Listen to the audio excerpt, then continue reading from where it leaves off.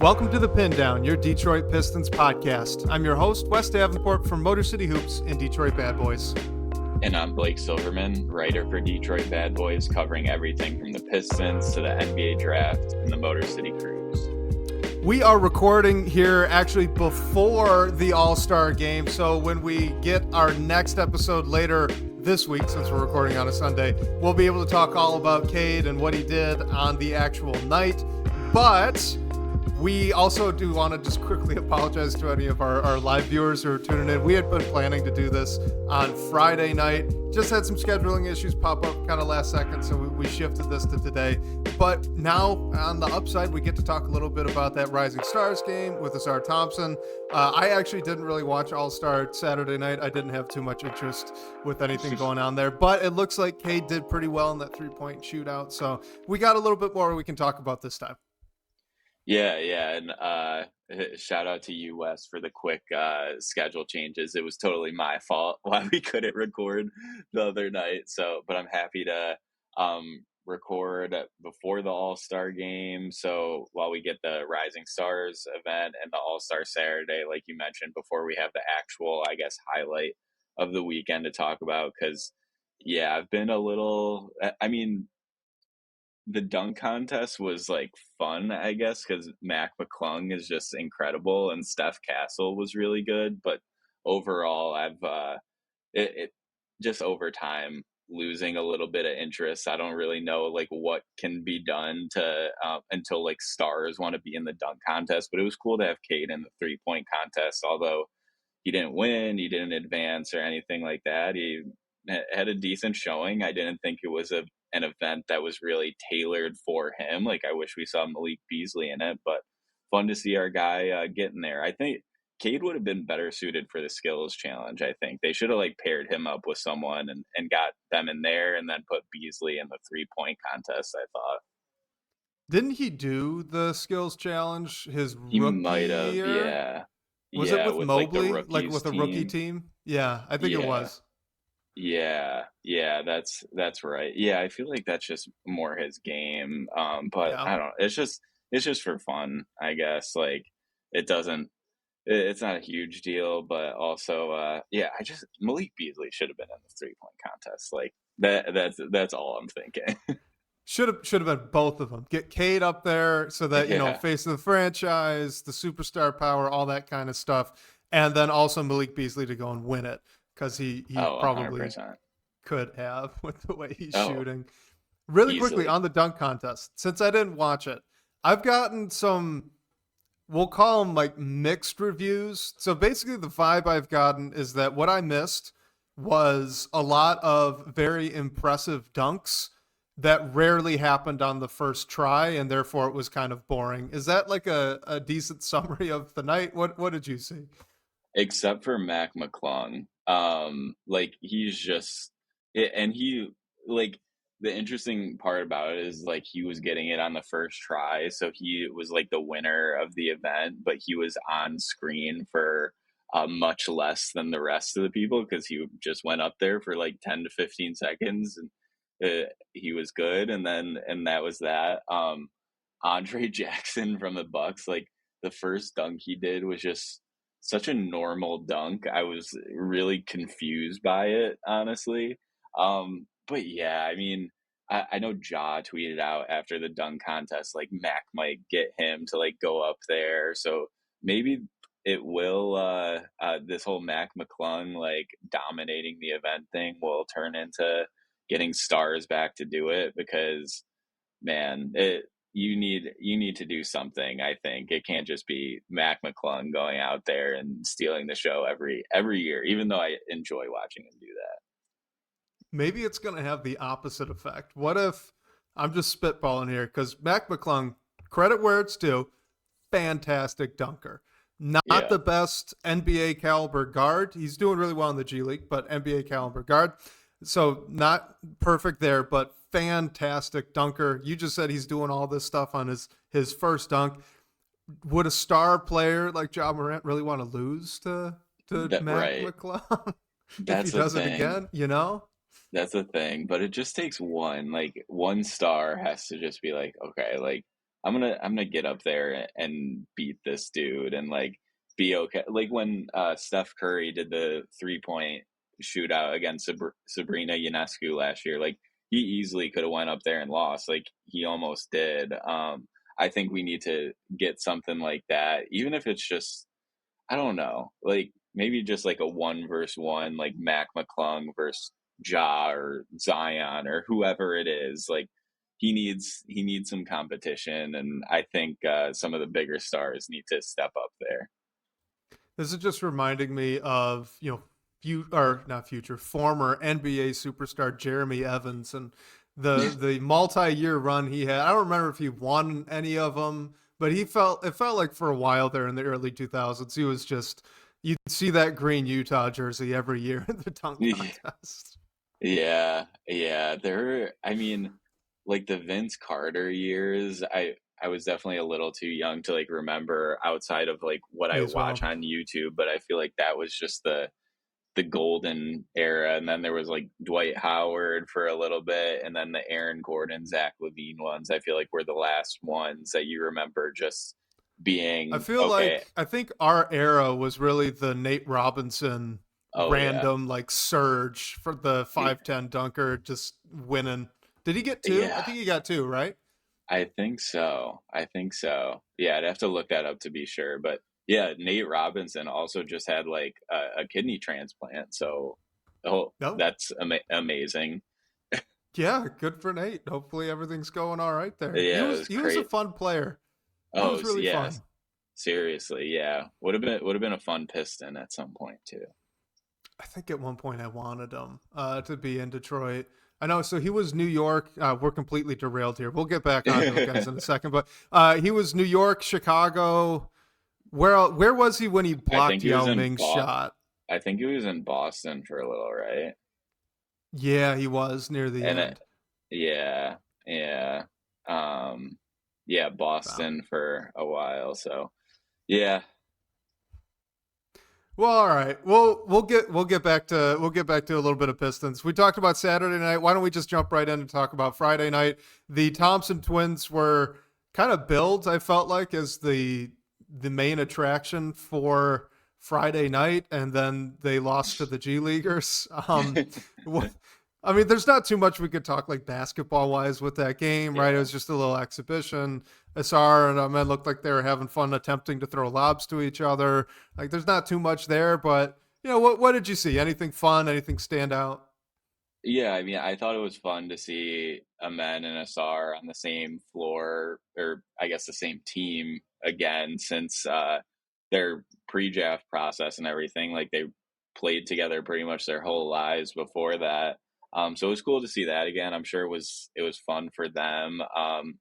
I was definitely surprised that they lost to the G League because just going through the rosters before, I felt like their team was pretty not pretty clearly, but I felt like they had the best chance to win the event, honestly. And a lot of that is just because of what Amen has been doing over the past like month or two, really this whole season, like how he's breaking broken out as a player, and then having Asar there as well, just with what he was doing. And I just thought they had a pretty strong team. I was not expecting them to lose to the G League. And then when we got into the championship game, I was like, what if the G League wins this and they play in the literal all-star game? Like that would not be what Adam Silver pictured when he went to adjust the format. So I mean, I thought the team that won it with Keontae and Steph Castle, like they were the other strongest team as well. I would have loved to see that matchup. If Amen and Asar's team were able to win that first game, but didn't work out that way. Obviously, a couple tough missed free throws for Asar, but yeah, I just thought it was fun to see them on the same court together again. I thought Asar played decently well overall, like nothing jumped out. But yeah, just a fun game, and wish they would have took it because then you could potentially see Asar and Amen against Cade Cunningham in the All Star game tonight as we're recording before it on Sunday night, but that's the way it is. It's super casual event. I felt like so. I wish they took it home, but didn't go their way. I came into actually, I am still coming into all of this All Star weekend just completely cold. I have not looked at rosters ahead of time. I haven't even really dove into the format change. Like, I'm loosely aware that now the All Star game's kind of a tournament now in the same vein as Friday night was. And that somehow the winner of that Rising Stars game is going to get involved with that. But that's the extent of my knowledge at this point. Basically, there's a tournament to get into another tournament, and then that's just the All-Star game now. The Rising Stars is a tournament to for the right to play in the new All-Star game tournament. So when you think about So it that way, it's pretty funny. So Adam Silver, he created a play-in tournament with the All-Star game. That's great. You know what? It's Pretty fine. much. It might be fun. It could be fun. I'm looking forward to watching the game this evening. But my point was that I had no idea what the rosters were going into Hmm. this. So when they showed the rosters and they're going through it, I was obviously most excited to watch Asar and Amen, right? But as they were reading off those names, I was thinking they don't have enough shooters. If this gets close, G League might win. And then that's exactly what happened. And I was a little upset with myself for putting that thought into the world. Just that, like, of course, that was the team that's going to lose on just like a chuck from who was it? Who made that final shot for them? Oh It my. was a Oh, heck of a Bryce shot. McGowan's. Yeah, Bryce Bryce McGowan. McGowan's, who Yeah. fantastic shooter. Yeah. Davidson, fantastic shooter. Like, they were able to Yeah. stick around. I mean, the G League team had Reed Shepard on their team, who, I mean, He just because of struggled a bit, his, but yeah, his situation. So it was like, yes, there are a lot of guys who are just on G League contracts, not like standard NBA deals or even two-way deals. But overall, they had a decent team, and like those teams come in. Maybe being a little more hungry isn't the right word because they're playing in an event with all like the youngest guys who are still trying to prove themselves in the NBA. But it was the case even last year in the G League event when the team with Modest Buzelis, like he hit that winning shot over, I forget who it was before he was even in the NBA just as a draft prospect. So is I miss like the G League Ignite solely for the fact of like having those draft prospects able to compete in an event like this. But even without that program now, the G League team still put together an interesting roster that was ready to, or like did make some noise, which was crazy. speaking on the G League thing, going back to the dunk contest one more time, and then I promise we'll move on from Friday and Saturday night All Star stuff. Weirds me out that I believe Mac McClung was wearing the Magic jersey instead of the G League Magic jersey. I know Yeah. that they're both the Magic, but they are not the same jerseys. I think Like, he just wore the let G him League rep it. one last year. I Like, thought so too. I yeah, can't and remember though. I think now he's on a two-way deal, so maybe that's why he wore I don't know, but yeah, I agree with you. I think Let the man obvious. rep his colors. That's what I'm saying. Just Yeah, he's rocking with the Lakeland Magic. He's playing really well for them. He earned the right to show up because of this and the previous years. Don't put him in the main jersey. That's just weird. yeah. Although those Magic jerseys are nice, though. I will say They that are. the throwback ones. But yeah, Always I have been. I agree, I agree with you there. I'm not sure the Magic have put out a bad jersey. Uh Yeah. Ever, Especially with maybe? the Disney sponsorship, I think that's like the best tie-in on It there. is the It's so only obvious. allowed sponsorship. That's the Yeah. only one that actually makes sense. Yeah, Maurice Shaw, I was impressed with his dunks. I mean, he was the winner. I think we're all ridiculously impressed with Mac McClung. This is his third in a row, right? So that Repeat, means yeah. that he has thought of new dunks for 3 years in a row and still won. That's insane. I mean, Yeah. props, right? Credit And I where it's mean, due. he jumped over a Kia like Blake Griffin did it, but But he Blake went over the jumped top. he went over the hood, and yeah, Mac like he jumped over a literal car, which is crazy. And I thought the dunk I enjoyed or maybe was impressed by the most is one where he jumped over someone and like went for a reverse, but then he like turned around at the last second and slammed it in. Like it's just crazy how athletic he is. Like it's this event is tailored to him. So before we get into talking a little bit about the Pistons' really strong finish here to the pre-All-Star break section of the year, and then probably looking on into the future of the rest of the season as well, I wanted to give one interesting little story about the Pistons All-Star, right? Cade's superstar status, because I thought this was extremely cool. I was at with my dad the second Bulls game this past week, okay, and we had seats right along the railing for the visitors tunnel. The entire game, there was a Bulls fan, two Bulls fans behind us. It was a dad and his kid, young kid, probably I want to say maybe 8 years old, 8 or 9 years old. And he came in, didn't really know too much about any of the players or anything going on, right? But he had his Bulls cap, super cute. He had a little ball, really excited. And he, before the game, was down there early getting actually some Bulls players' autographs. Well, as the game's going on, I can hear them behind Yeah. me because it's not like the United Center was packed, okay? But I can hear them behind me because it's not super loud. And the kid's just asking all these, oh, who's that in the blue jersey, number 2? And oh, he's really good. And the dad's explaining to him how good Cade Cunningham is and all this stuff. So over the course of the game, that the little kid ends up just getting obsessed with Cade Cunningham. Cade's his favorite player now. And at the end of the game, because we were sitting on the visitors tunnel, my dad and I were turning around and telling him like, hey, I know in Detroit that Cade stays after the game, right, and does all these autographs and stuff. He might do it here. We don't know for sure, but like if we can get this kid all the way up to the front, right in the corner. And so sure enough, Cade comes walking through and makes the little kid's day, right? Signs the ball. It's a Bulls ball, but he still did it anyway. That's But awesome.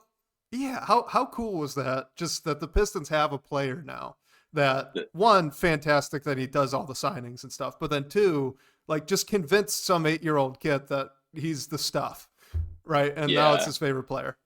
It is cool because I feel like a lot of a lot of kids, like I mean pretty much a whole generation in the Michigan and the Detroit area, like grew up rooting for Steph Curry and like getting into the being wowed by like LaMelo Ball and like there Shoot, wasn't LeBron that. James. Yeah, LeBron, like there wasn't, I guess, that homegrown superstar that they could root for, and probably a lot of them grew up like not even Pistons fans because of like how the state of the team, but now having that guy who's a bona fide like all-star growing into that superstar status, that yeah, you can tell like when you're watching a Pistons game, no matter how much you know about basketball, like that's the best player on the floor right there. And yeah, it's cool to see. I didn't even like think about him like uh having younger fans growing up and be like, oh yeah, I'm a Cade Cunningham fan, so I'm rooting for the Pistons. But Wes, I saw a video, or your dad ended up getting his Pistons cap signed too, right? That's pretty Yep. cool.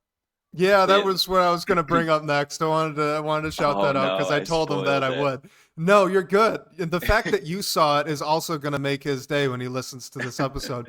But yeah, so we were obviously right on that railing, so we made sure that the kid got the autograph, and then we were just going for like fist bumps, high fives, great games, whatever, right? But then Dad had the great idea to pull off his hat and hand Hmm. it over, and then That's then Cade awesome. did sign it. So that also made my dad's day. So Cade Cunningham, I don't know why you'd listen to this. If you are, thank you. You made the day of a little 8-year-old kid who's now going to be a Cade Cunningham fan for life, and then also my father. That dude, that's awesome. Yeah, Cade just seems like that kind of guy. I have a quick story too from a while ago that relates, but my dad lives in Arizona, and he went to the when the Pistons were in town to play the Phoenix Suns last season, and this was maybe like a few weeks or a few months or something after my son was born. So my dad bought him like a Cade Cunningham jersey, the smallest size that you can buy, which I think he can probably wear it when he's 2 years old. But he Oh, that's brought it to ridiculously cute. the yeah, and he brought it to the game, like hoping maybe he'll get signed. I think he probably had similar seats to you, somewhere near the tunnel, and it was a road game on the West Coast, so like not a ton of Pistons fans. So I don't think Cade was like planning to sign it, but my dad like held up the jersey, and somehow I think it was someone like closer to the tunnel like got his attention, and he went out of his way to like sign the jersey. So I can say that my son's first ever jersey is like a signed Cade Cunningham jersey. So yeah, total good guy. Have never heard anything but nice things about him, and like the interactions he has with fans, and it's super important when you're any athlete, but especially a superstar like his, because he can really that kid's like, oh, I like this player, and then Cade gave him a reason to like be a fan for life, you know. So just awesome guy, and really happy for all the success that he's seeing too. Yeah, me too. It's just so cool to now have that level of superstar, right? Because Hmm. that's actually what this is. This is what this looks like. This is a player that's so good that even other fan bases are going, "Wow, like I want to root for that guy, even if I'm Yeah, not going to root for the team." And I can't think of, maybe other than like Blake Griffin, who had kind of established that yeah, already by the time he came to Detroit. But now it's homegrown, right? Drafted, developed. The one other thing that I'll bring up, you can, if you find the video on Twitter that Johnny Kane tweeted out, and I retweeted because my dad was in it. You could see him getting his hat signed. Weirdest thing, someone handed Cade, I think this was in the video, but I saw it with my own two eyes. Someone handed him a balloon. Like the Bulls were handing out little like Bulls horn balloons, and Cade signed it. And I just, this wasn't a kid, right? This was, looked like maybe college age guy. I just want to know what the plan was there. Like, what happens when the balloon deflates now, right? Like, yeah. what was the plan there? Oh my gosh, that's funny. You have nothing. I mean, people probably don't really have programs anymore. I feel like that's what you would what you would use to get signed if you didn't have anything. That's yeah. I've never heard of that one before. And Cade's probably just signing whatever he sees Oh in yeah, front no, of he's a machine at that point. He's just going. But yeah, so basically, he got handed the equivalent of a balloon animal. He signed it anyway because great guy, of course. him. But like, I just, how you gonna try to keep it inflated for the rest of the time? Like, but it's, I don't know. Oh my Make gosh, made no that's sense to me. hilarious. Made no sense to me. That's hilarious. All right, let's get into some of the questions that we got this week. First one, our guy, a fella, says, "So, what are you expecting your All Star Break podcast to be about?" Well, a fella, if you're listening, we just covered Rising Stars dunk contest, 3-point shootout, a little bit of skills challenge, and then just some other like general Pistons-y stuff, right? And then now looking forward, we got a couple questions on Jaden Ivey, Ausar Thompson, Jalen Duren, and whatnot. That's kind of What it. I think he means here, like, what were you expecting it to be about? Maybe like before the season. So maybe we can take it that way, because like I certainly wasn't expecting to talk about a Piston in the 3-point contest, or a Piston in the All Star break, or a team that was over 500. And I mean, we've said it so many times, like, just can't believe how quick this turnaround has happened. But it, like, moments like the All Star break, I feel like are really a time to pop pop around and look at like how quickly this thing turned around, and how incredible it is. Like Bobby Marks on ESPN the other day said the Pistons are the best story in the first half of the year, and like I would agree with that. Obviously, I pay much closer attention to the Pistons than any other team, but like the turnaround's incredible. Yeah, I don't know how any other team hasn't even an argument at this point. You had Yeah. franchise record worst output last year, Hmm. and then now they're sitting 3 games over 500 going into the All Star break, which apparently is the first time they've been over 500 entering the All Star break since 2009. So Yeah, that's insane. yeah, right. Which makes me a little sad to say out loud, but that's where we're at. It's in the past now. It's in the past now. So that's all good. But yeah, if we're talking about like what my expectations were coming into the year at this point, I was expecting Cade would be an all-star, so I'm glad that that had happened and that we were right about that. But I think I predicted 28 or 29 wins. They're already there. Yeah. This has been blown me out of the water. I was so wrong, and I'm incredibly happy about it. Right. Yeah. I think like going into the season, I was expecting at this point, like the hope is they'd still be at least playing competitive basketball, maybe like fighting for the end of the play in. But sort of being in that range where like, would we be better suited to just turn our eyes more toward the draft and just hope you can play competitively as long as possible?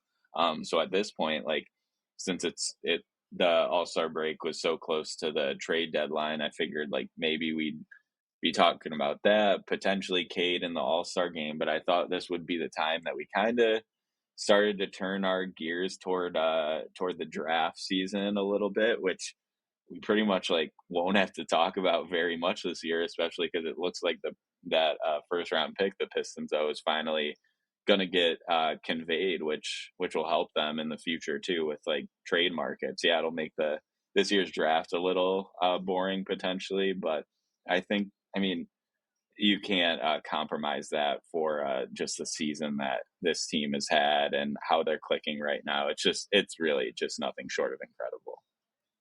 I am so excited to not have to cover the first round of the NBA draft.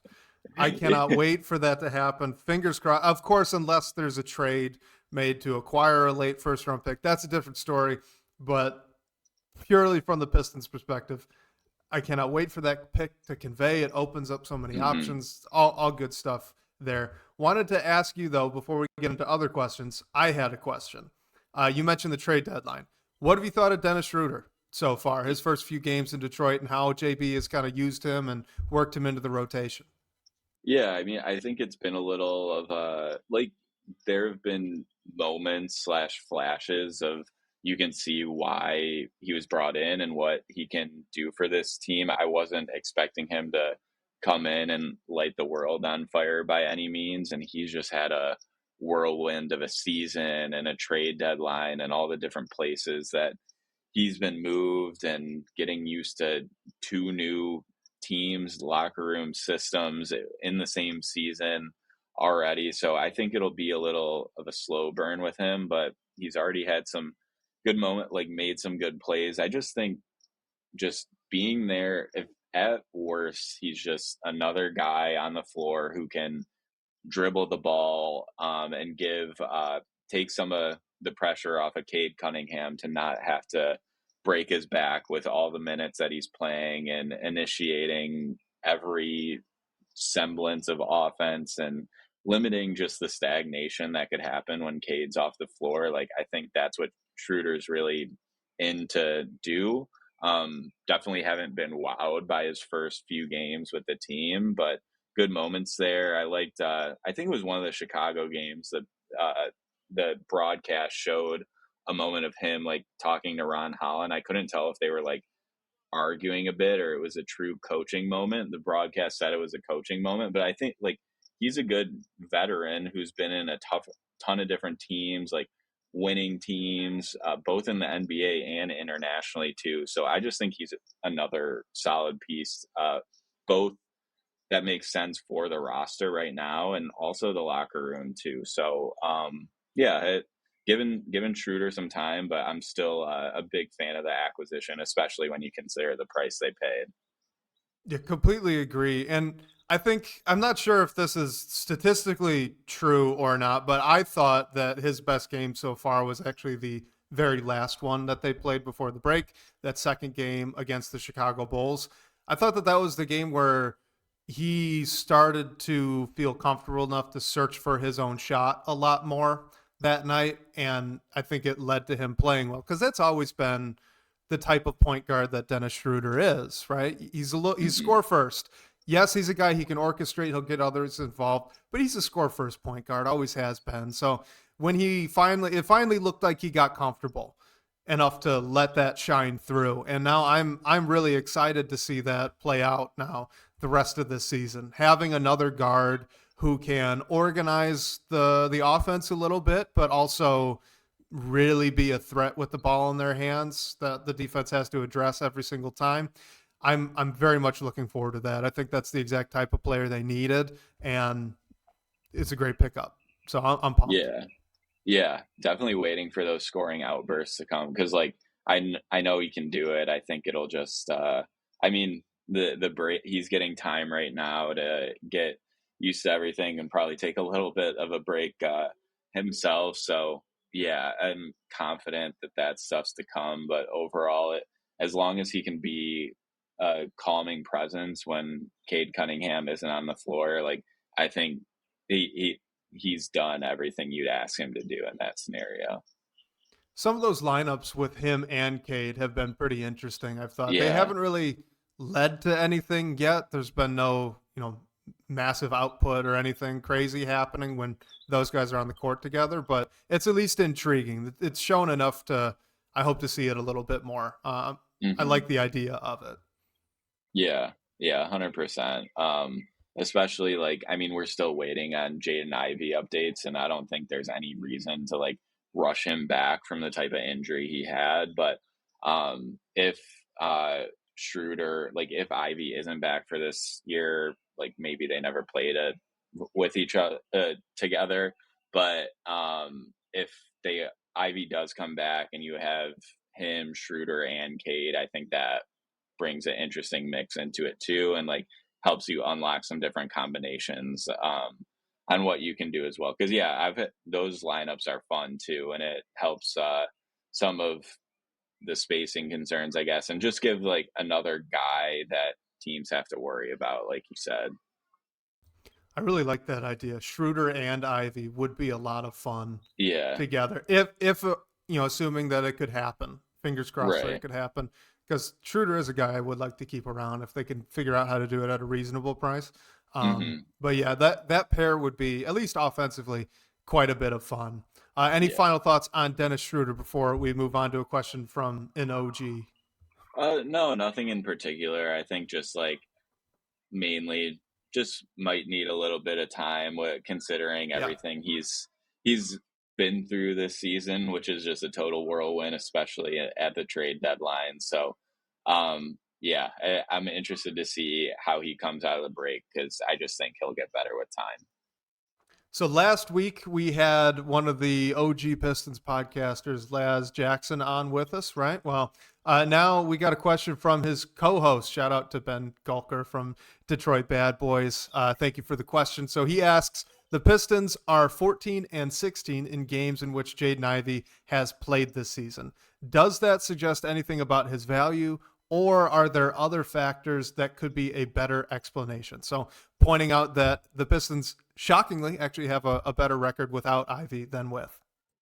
Yeah, and I think the Pistons might have won like the first three games after Ivy went down. So, yeah, it's interesting. You don't see that often like a team go on a hot stretch after one of their, I guess, focal points of the offense or um stars, I guess, goes down. But I think with Ivy, the question is right now, like, can he be Cade Cunningham's number two? Obviously, this injury like takes away that time from us, which sucks, but the team has still been winning, which kind of breaks your brain a little bit.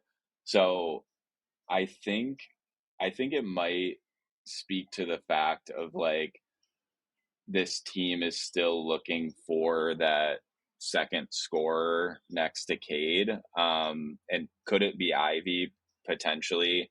We don't know. We'll need time to see it when he gets back. But overall, just in terms of this stretch since Ivy's went down, I think it is more geared toward just some guys playing better. Like during this stretch, Jalen Duren has improved. Ausar Thompson has played his best stretch of basketball. Like Malik Beasley has shot out of his mind at times. So I think it's just the other guys playing well, and I don't think it's an addition by subtraction scenario like at all in the slightest. I think it's just this group banding together and finding a way to win games, which we haven't seen from this team in a long while. And there have been some problems when Ivy's went out, like before the trade deadline, just talking about getting that second on ball guy who can take the ball out of Cade's hands, or just when Cade's off the floor, just being able to guide offense. So like Ivy was that player before he went down, so you're still missing that. Um, Yeah, it's just interesting when you think about it long term, what could it mean? And to me, the only question it brings up is like, is Ivy able to grow into that number 2 player next to Cade eventually, which I think we might not even know right now if he was playing overall, but during the stretch specifically, I think it mostly just speak towards like how the Tobias Harris has played better, Malik Beasley, and just all the guys that are actually out there rather than what Ivy is when he's on the court. Yeah, to me, I'm I'm gonna say this as like a tentative answer. Okay, so I am tentatively comfortable, kind of wiping my hands clean of this one and saying I'm cool ignoring it for now. I would really want to see what this whole experiment in Detroit looks like when Jaden Ivey comes back and is healthy. And Hmm. the reason is that at the start of this season, you had a new coach, new system, new players, and it really started to all seem to gel maybe a week or two before Jaden Ivey went down with the injury. They were playing better right before and then Hmm. subsequently right after Ivey got hurt than they had been early on in the season. I think you can go up and down the roster, and I bet you would struggle to find a player that is not playing better now or even better right at the very moment Ivy got hurt than they had been in, say, November, right? So Hmm. I think that this is more of a case of the team figuring themselves out a little bit as the season had gone on and getting more comfortable in JB's system, what he wants them to do, and then comfortable with each other, how to play off one another. And because of that chemistry and comfortability, they were able to kind of absorb this hit a little bit better than any of us really expected they'd be able to do. Now, if let's say next season Ivy's healthy and all of a sudden everything looks a lot worse in the team context, then maybe this is something we revisit Hmm. and think maybe there was a little bit more to it, right? But until then, I'm leaning more into thinking this is just kind of a chemistry and team context thing more so than, like you said, addition by subtraction. Yeah, and also just like it goes without saying a little bit, but like Cade Cunningham just playing the best basketball of his career during this stretch too. Like not like he wasn't incredible before, but really just having those all-star all-star moments and everything, especially like it you've seen how the veterans that were added have complimented him as well, like and same with Ivy when he was helpful, but I think Cade has really just been able to manage things without Ivy around, which is another like characteristic that those number one guys have, and Cade clearly has it. So I was curious, and I just looked this up to make sure I wasn't making up things in my head. But Pistons record by month. Okay, so October 1-4, November 8-9, December 500, January 10-6, and now February 5-2.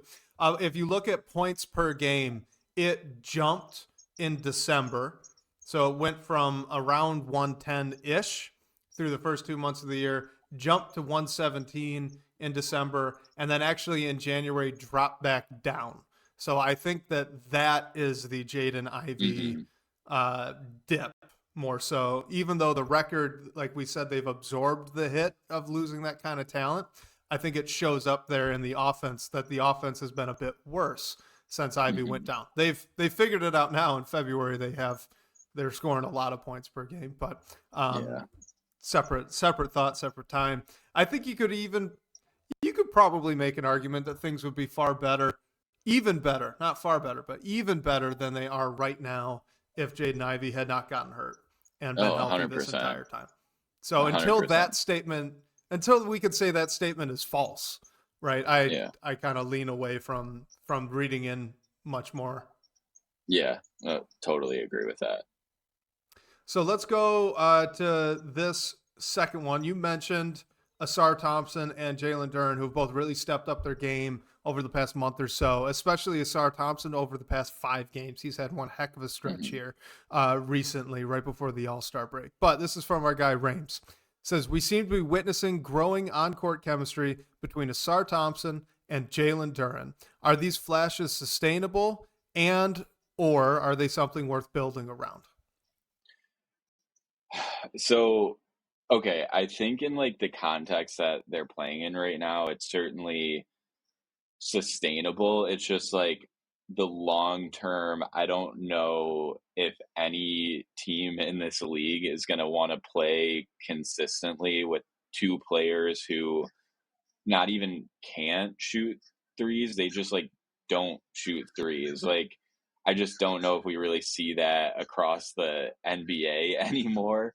Hey So, Blake, quick leading question. When is the last time Ausar Thompson made a three or even like, attempted one? 15 games ago is the last time he made one, and 9 games ago is the last time he took one. And I mean, Jalen Duren, I think he It's never hasn't unless it's a taken a heave. three. He hasn't taken a three this season. So, and yeah, like, why would he? That's not a slight against him, but like, I just don't know. Uh, like, maybe it's a long term bench lineup. Like, I don't know if they're both in Detroit long term. They sign extensions here. I just think your main group, your starting group, the group that you finish games with, I don't know if you're gonna always want to have two guys out there who don't shoot, because that just puts more pressure on Cade, Ivy, Malik Beasley, whoever's out on the floor. And then, I mean, we're not even talking like Jalen Duren has had some great moments defensively over this recent stretch, but like, I don't think he's a good defender by any means. So it's not like you're gaining that either. I just think like if one of them could shoot the ball a little bit, it would be a lot easier to stomach this idea long term. Like, while I think that they can continue to play next to each other in the same lineups, I just don't know if it's in the organization's best interest to um, like commit to that for the long term, especially in the starting lineup. I agree with you, which probably is not a shock to any of our listeners. I'll say that I think it's generally a good thing that we're starting to see a little bit of cutting chemistry specifically between these two. I would think that Asar Thompson in particular has over the past 5 or 10 games gotten a lot more selective, I guess I should say, selective about when he cuts and how hard he cuts to the rim. So he's noticing the opportunities, and he always kind of had, but now he's attacking them more at the correct time with the right sort of pace, which is a skill, right? So he's learning that skill Hmm. of cutting, and to me, that's where I'm seeing more of that chemistry coming through. So actually, when Duran has the ball, less so than when Asar Thompson has the ball. Not to say that it's not existed in the other way, but Duran on the high post and then Asar making a cut. This is kind of a weird comparison I'm about to make, but it does remind me a little bit about that chemistry that Isaiah Stewart and Jalen Duran had early last season. They were losing a lot of games, obviously, but they at least had a little bit of a high low thing going on. It was interesting. It's good. Chemistry between players is never a bad thing, but I'm with you. I think that the limitations that lineup has, just unfortunately because of the shooting, is too difficult to overcome. Just with, well, they cut off each other pretty well, because the problems are a lot bigger and a lot deeper than that. But I did want to ask just general thoughts on the past few games from these two, because, like you said, they've been on a bit of a heater, specifically Asar Thompson, who's been averaging 15.4 points per game, 6.4 rebounds, 4.8 assists, and 2.6 stocks, while shooting 70% from the floor and only 56% from the free throw line over his past 5 games. Like, that is incredible. Yeah, yeah. I mean, I think they've both looked really good. And their play over this last stretch has like helped the Pistons take this momentum, win some games going into the All Star break. So Yeah, definitely seen improvement. I mean, with Asar coming back from missing all that time to start the year, you knew it was going to take a little bit of time, and I think he's now just getting into the groove of things, back to normal a bit. Maybe he'll play some more minutes, or like JB Bickerstaff will just push him a little bit more over time. But I think overall, you're getting a lot of what you would want from Ausar Thompson. Even though he's not shooting threes, he is taking like shots near the rim and being pretty efficient on those. So he's definitely had his like best stretch over this past 5 games specifically, and Duran as well. I mean, I think he's definitely been more active, I guess, just in the right place on the defensive end and certain flashes. Like, are you still working on some things? Yes, but I think overall, you can definitely see some improvement there. And then just pair that with what he brings on the offense, as a lob threat for Cade and a partner in setting ball screens and pick and rolls and everything. I think he's looked good. So just their play has definitely been a big contributing factor into this recent stretch. Like obviously, a lot of other things go into it as well, but you can definitely look to Asar and Duran as one of those things that has changed in the recent stretch, and they've made some improvements, which is really like taking this team to another level. So hopefully, it continues after the break. Yeah, I would say Jalen Duren's last 5 games probably the best 5 games he's had so far. Maybe even as a Piston, just in general, Hmm. and naturally that would be the same for Ausar Thompson as well. But the thing with Jalen Duren is that it's to me, it's always going to be a question of his playmaking for others versus his lack of ability really on defense, unfortunately, right now. And over the past 5 games, only 1.8 stocks. So his defensive output, his disruption metric, still not good. Under 2 is very bad for a starting center in the NBA. But his assist to turnover ratio has been a lot better. He's been much closer to like a kind of 3-2 rate for the majority of the Hmm. season. He's now to almost 2-1, which is pretty good. That's much closer to where you'd want to get. So that improvement I think is very exciting. Hopefully that we he can keep building on that. There's something interesting that I wanted to bring up with Ausar Thompson, and Blake, you and I, this is what we were talking about before the show really started off air. But so Ausar Thompson has been handling the ball a lot more. He's had the ball in his Hmm. hands a lot more. JB Bickerstaff is occasionally asking him to even bring up the ball and initiate offense. And truthfully, it's going fairly well. Credit to Ausar Thompson there. But I had been noticing that it doesn't really seem like he's scoring much out of these ball handling reps. It's more just kind of get the thing moving with someone other than Cade starting the action, which is good. So it has value. I don't want to diminish that. But what's fascinating to me is the little bit of tension here, and I wonder if the scoring output for Asar over the past 5 games is going to be sustainable as defenses catch on to this, because he has had the ball a lot more, like we've been saying. So he's been bringing the ball up. He's been taking more pick and roll reps. He's been taking more DHOs. He's not scoring out of that. So on the year, he is getting about 69% of his field goal makes assisted, so created for him. 69%, that's pretty consistent with other bigs across the NBA. But over the past 5 games, it's actually up to 77.4. So 77, call it. We've gone Hmm. up 8 percentage points. He is has significantly increased the number of field goals that he's making that he is not creating for himself at all, that are being created for him. So there's a little bit of a tension there, right? Guy who has ball in his hands a lot versus guy that does not, almost never actually looks to score with the ball in his hands.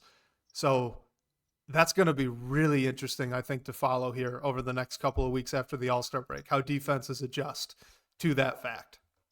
Yeah, and it's a really good point because I think on the surface, you can definitely, when you watch games, you definitely notice Asar with the ball in his hands more, and initiating offense. But yeah, like you mentioned, it a lot of times it's leading to getting Cade involved and then making a play from there. And Asar isn't really hunting his own shot out of the gate, which I mean, I guess can make sense. But yeah, when he has the scoring output he has over his last 5 games, and you look where it's coming from, and just scoring off all those like assists and everything, like I think as Dennis Schroeder gets more comfortable, like that will help Asar as well. So I think it's definitely like what he's been doing is sustainable scoring wise. I just think he has to be in the right situations, and like you brought up, maybe defenses catch on and it gets harder for him to find those shots. But I think overall, just in the context that he's playing right now, like even if that happens, like if a team tries to take what Asar does away, then like Cade can open up his shot a little more, like Malik Beasley, whoever else is on the floor. So I think overall it'll just help open things up for the Pistons offense, whether the end production is coming from Asar or someone else, depending on how teams plan around just the athlete he is really, and how he's been able to increase his scoring output. It's fascinating to me the tension there between those stats that I had read off, and I'd wager that the majority of that 20% of his makes that are coming unassisted are likely in transition. And like you said, so Hmm. trying to project out, is this kind of thing sustainable for Ausar Thompson? Because we're all hoping that it is. This has been incredible to watch. It's been so fun to watch. So we're all hoping that this is just like it clicked for him, right? The shots are sustainable. Like him Hmm. making a very high percentage of the shots he's been taking over the past week, absolutely sustainable. 100%. Yeah, They're fantastic shots. The question is, can he keep getting them? yeah, That's where I'm not sure. If he's not creating it for himself, and almost all of these are coming from someone else making the advantage for him, or him smartly cutting, which does not get attributed correctly, I think, in this counting stat that I read off. So that is something he can control. Um, but the fact that he's getting so much ball handling and n- like no shot attempts essentially coming from the ball hmm handling, that's not quite sustainable. So I don't know. So I'm just yeah, really I'm excited to watch. This is going to be fun. yeah. I wonder if it's like something that he is told to like try and go get his shot more, like when he is initiating the offense. So I I could see mean it. I mean, he put it. Matas Buzelis in a blender a couple of times against the Bulls. Like if he's got a strength advantage, go through Yeah, the guy.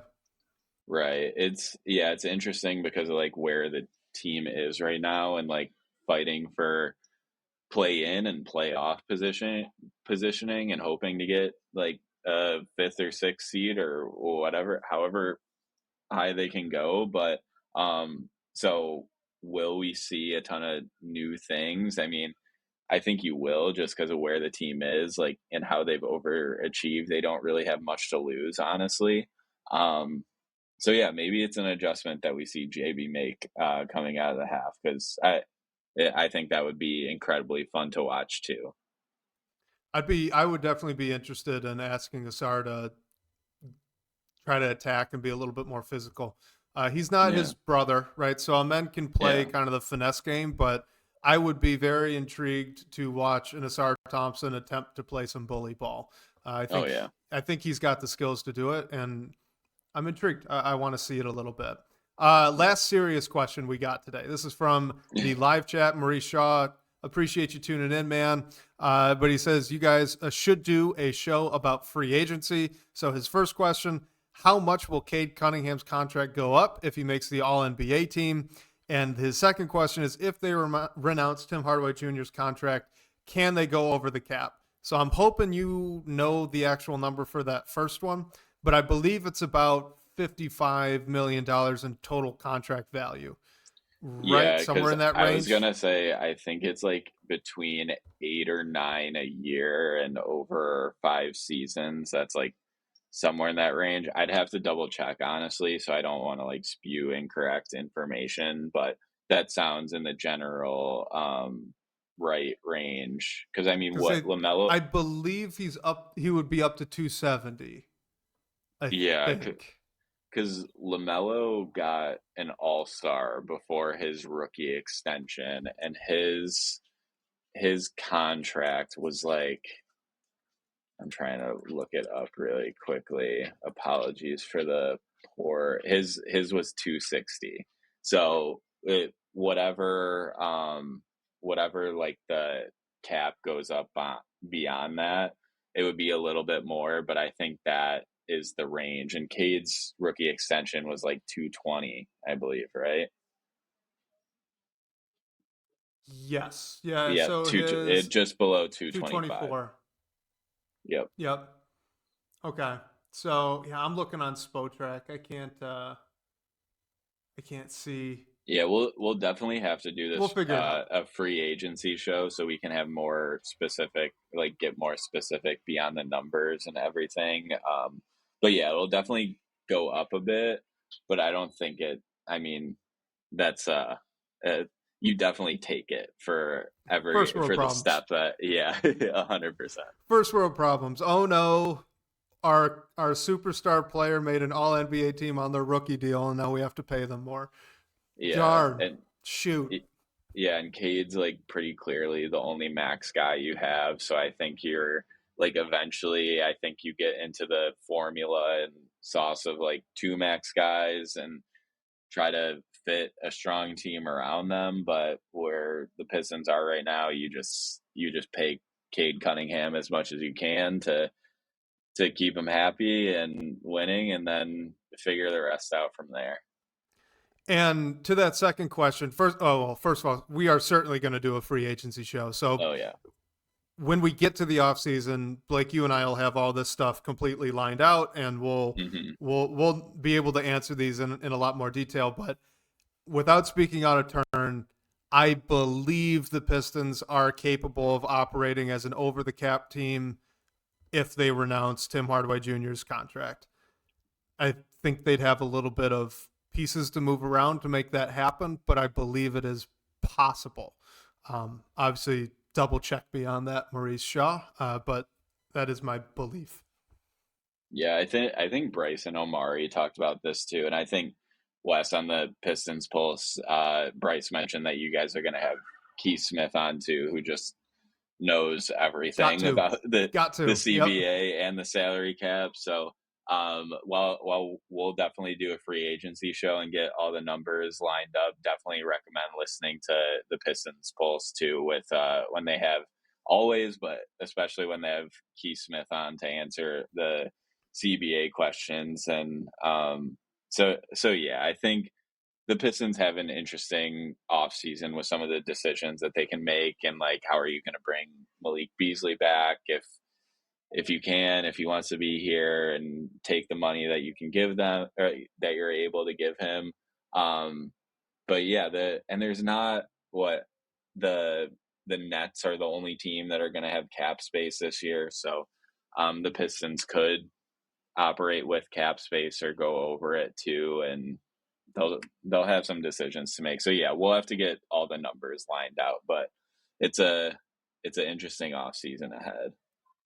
All right, guys. So the final two questions we have here pre-submitted, not serious questions. So if you came to this episode wanting only to listen to fairly serious Pistons conversation, one, apologies for the first 15 minutes, and then two, you should probably turn it off now. But this is our guy Art Vandelay 81 says, given the mind-boggling Luka Doncic trade, who are some players you'd consider trading Cade Cunningham for if there was a similarly mind-blowing trade involving him? I mean, I think the question to me is like, would you trade Cade for Anthony Edwards? Like, I feel like that's where the line kind of Ooh, that's goes for interesting, me. huh? Yeah, because I mean, you'd probably trade him for like I don't think I would. Jokic for Jokic.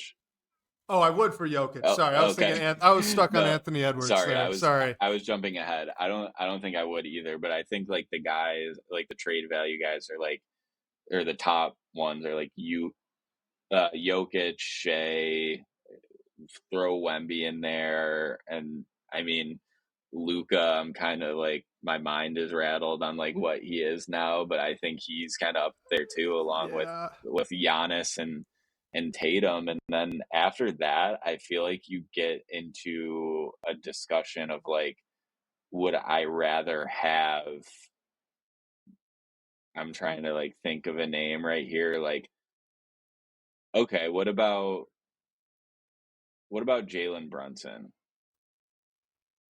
No, I'd Yeah, rather have Cade. I'm a no there. So like I feel like after that top tier, like then you're even getting into like the Embiids of the world, and like that's just not a trade the Pistons would Injuries, make. yeah. So I think there honestly, I think there's very few players in the NBA that like I would personally trade Cade for, and the Pistons overall. I really think it's just that elite bunch, and like I'm fine seeing how this Cade trajectory goes over than like Anthony Edwards. I know they're similar in age, and like Ant has, I guess, proven more because he's won a couple playoff series. But I I like what Cade brings to the table, and he like plays defense too. So yeah, the list is very short for me, honestly, on who I'd trade Cade for.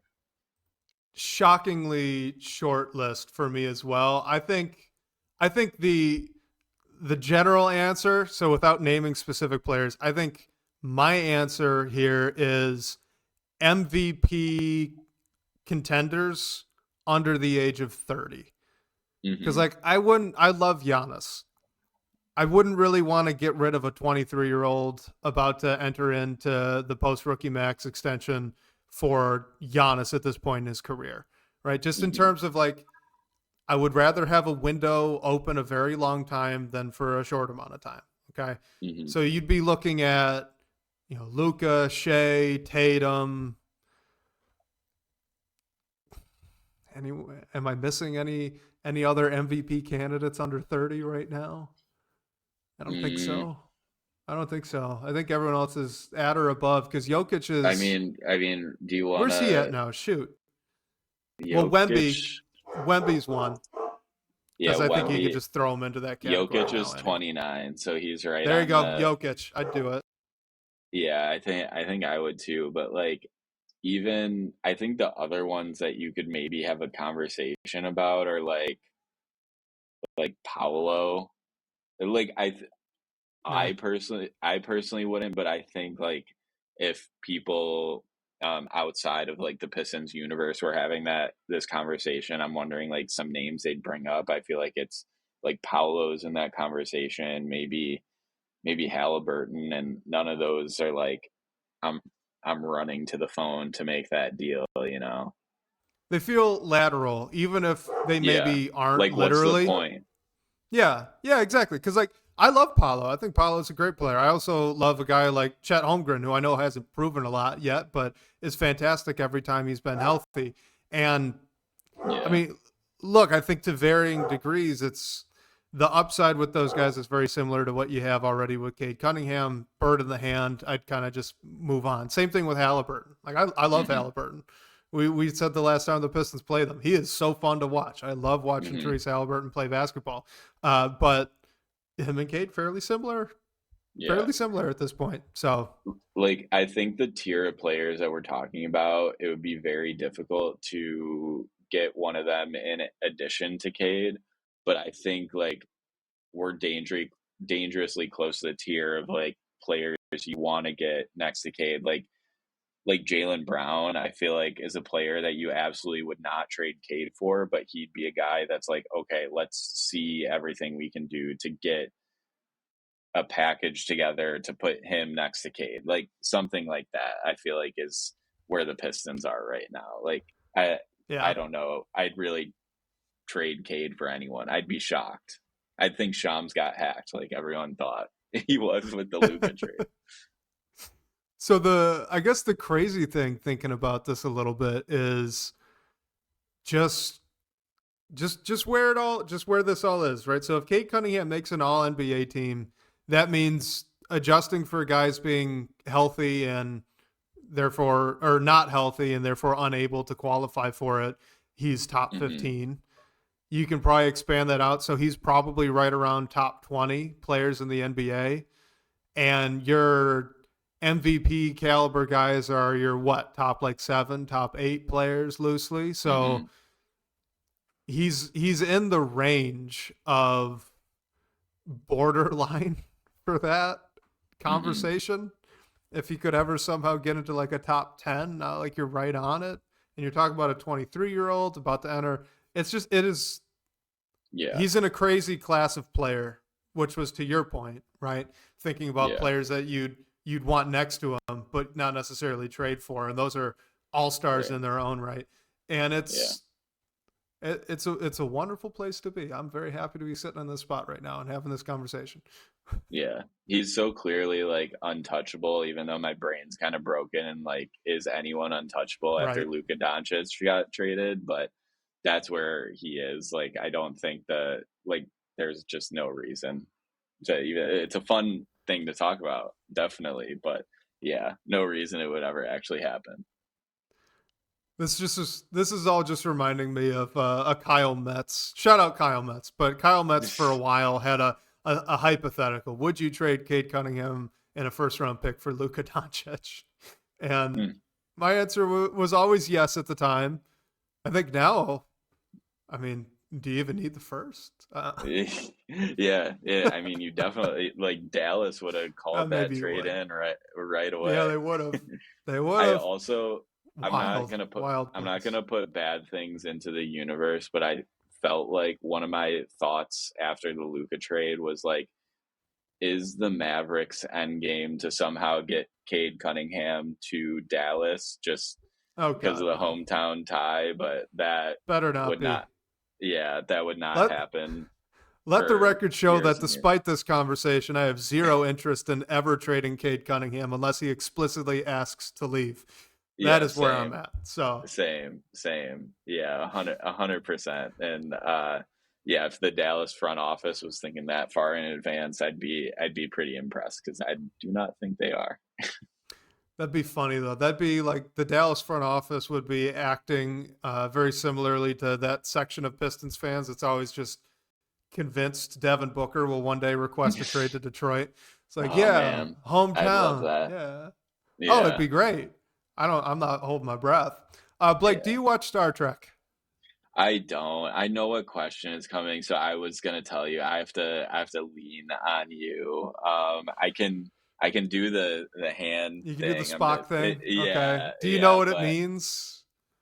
The hand thing? um man, I definitely do, Oh but like no. I'm not sure on the spot. Oh What? no. Live long and prosper. Yes, yep, Oh okay, no, okay. Blake. I remember. Okay, so Wes, I'm gonna have to lean on you for this one. I'm sorry. That's bad news for our guy Tony Buckets because I've only watched 2 Star Trek series, and I know that there are a lot more. I did watch the reboot, the J.J. Abrams reboot, but that was like when I was a kid, and so bright flashing lights, lots of action. Like I loved it then, not as much now. But anyway, so Tony Buckets, he says, Cade is clearly the captain of this team, but what type of captain? In other words, which Star Trek captain is Cade Cunningham most like? Do you have any familiarity with Star Trek captains? No, no, No. no. All right. I'm Well, sorry. I'm on an island for this one. I'm gonna say Picard. I think that for some reason the sophistication of Jean-Luc Picard with his Earl Grey tea and his like Frenchness, I guess, just gives me the vibe of Cade Cunningham versus, so like Captain Kirk was always a little bit more reckless. I don't really think that fits. We've now really exhausted the list of captains that I'm really familiar with. I know that there are more. I'm struggling to pull the names out right now. It's been a while since I've watched Star Trek, but I know there was which was the series with the woman who was the captain. She was great, but I also think she was a little bit more of a maybe like the risk taker type. where Picard really was not. It's so really the reservation of Jean-Luc Picard, always thinking first, gives me the Cade vibe. So that's what I'm going with. Well, when you just to tell you how clueless I am, when you first said Picard, I thought it was like a thing or like a group of people and not Oh like a no. particular person. So yeah, Oh we'll have no. to lean on the support of maybe the comments after this We to share their thoughts too, since I wasn't able to bring much to the table here. we need to pull in Pistons Twitter personality Duncan Smith. He's a Oh yeah, big Star yep. Trek fan. I bet he would have the perfect answer to this question. I hope that he'd agree with mine, but given my limited knowledge, he probably will not. That would be like me pulling the needle out of the haystack right away. That's a great point. We'll have to save this question like in our stream Definitely. just so we can go back, and we'll have to get Duncan on one day so we can ask For him that sure. again. For sure. I'll tell you though, Blake, if you have any interest in like sci-fi stuff, and it's more like a little bit more heady sci-fi more than sci-fi action, Star Trek, fantastic, great I shows, a lot of good I stuff. do. Yeah, I would like it. Here's the I've just warning never though got that I to want it. to give you. Here's the warning. There is so much Star Trek and it Yeah. varies wildly in quality. So Okay. you will if you dive in, it is a deep rabbit hole and sometimes not worth Oh it rabbit boy. hole, but the highs are fantastic. So the Okay. Next Generation series is fantastic TV, I think, Okay. especially after Well, about season one and a half. well, when I have like a lot of time to kill, I'll think about it. But yeah, it's something on the list for sure because I clearly cannot contribute to any conversations about it, and I love being able to like um just like when someone brings up a movie or a show, like talk Yeah. about it. And this is one of those that I just don't have much about. All right, last thing then, since I mean, this is an all-star break podcast and we're already over and we're off track. So what the heck? Invincible, you watching Invincible? No, What? Oh, what's Blake, invincible? no. What's Oh, I thought for invincible? sure. Amazon Prime, the it's an adult Oh, cartoon, the superhero, kind of like The Boys, but not. I've heard of this. I haven't watched it. I Oh, should watch it. you should. I'm That r- is fantastic. yeah, I'm really excited for White Lotus. The new season is premiering tonight. That one I've not watched. It's really good. If you ever have time, there are like two seasons, and each one's like a different storyline, and the new one's coming out tonight, so I'm excited for that too. But I'll probably have to hope I don't get spoiled since I'll be watching the All Star game first. What?